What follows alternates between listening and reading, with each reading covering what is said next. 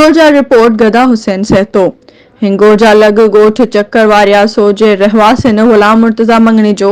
असलम मंगनी जो, इमाम बख्श मंगनी जो, गुलाम अकबर मंगनी जो, नेमतुल्ला मंगनी जो, दीदार अली मंगनी जो ऐं ॿियनि मासूम ॿारनि सां गॾिजी पंहिंजे घरनि अॻियां एहतिजाजी मुज़ाहिरो कंदे मीडिया अॻियां दाहींदे चयो त 7 जून ते सूमर जी शाम जो असांजे 3 घरनि खे बाअसर मुखालफ़न सादिक मंगनी जो, अलावद हायो मंगनी जो, मोहम्मद शरीफ मंगनी जो, मोहम्मद हनीफ मंगनी जो, गुलाम अब्बास मंगनी जो, अल्लाह बख्श मंगनी जो,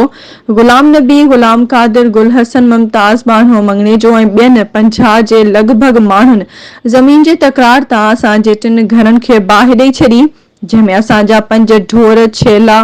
20 कुकड़ियूं ऐं नियाणियुनि जे ॾाह जे माल जो बि समेत अटकल 5 लखनि जो नुक़सान करे असां सां ज़ुल्म करे विया आहिनि। असां थाणे ते एनसी बि दाख़िल कराई आहे, पर हिन वक़्त ताईं असांजो कोई तदारुक नाहे थियो।